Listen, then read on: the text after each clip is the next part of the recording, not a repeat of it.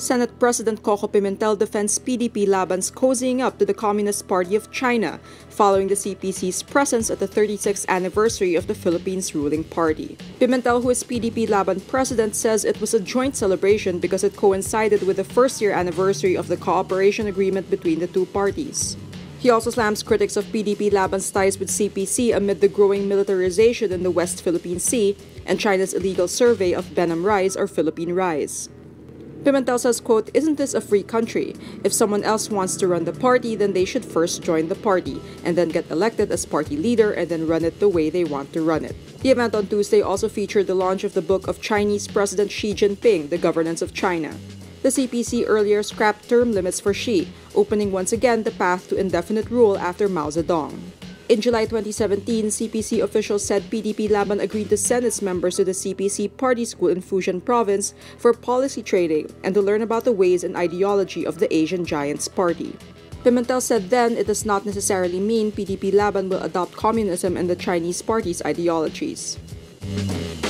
The Senate adopts a resolution nominating Whang-Od for the Gawad sa Manlilikha ng Bayan or the National Living Treasures Award, the highest honor given by the state to traditional folk artists. Whang-Od is the only surviving Kalinga traditional tattoo artist with the distinguished title of Mambabatok or a master tattooist of Batek, the folk skin inscriptions of Kalinga.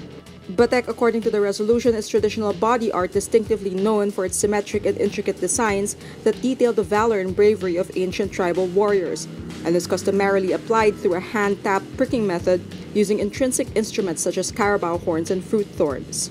The National Living Treasures Award was institutionalized in April 1992 through Republic Act No. 7355.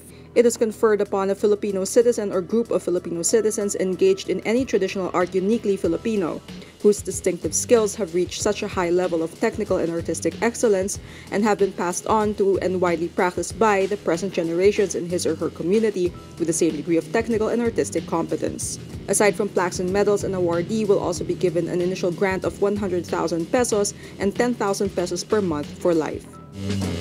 United States President Donald Trump's son-in-law and senior aide Jared Kushner loses his top-level security clearance Tuesday. Two sources confirm news reports Kushner will no longer be able to access America's most closely protected secrets. Politico and CNN first reported his clearance may have been rescinded late last week. The White House refuses to comment on the development, but officials insist the decision will not have any impact on Kushner's role. Kushner's loss of access to top-secret or sensitive compartmented information casts serious doubt on his status as a power broker inside the White House and his ability to negotiate Middle East peace. Kushner is an integral part of Trump's election campaign and, among White House advisors, is seen as something like a first among equals. The soft-spoken aide is married to the president's daughter Ivanka Trump and is a leading figure in efforts to reach a peace deal between Israelis and Palestinians. He is a strong proponent of Washington's intensified support for Israeli Prime Minister Benjamin Netanyahu. The decision comes just days before Netanyahu visits the White House. White House Chief of Staff John Kelly earlier ordered changes to the clearance system after a top aide worked for months without full clearance because of allegations he abused both his former wives.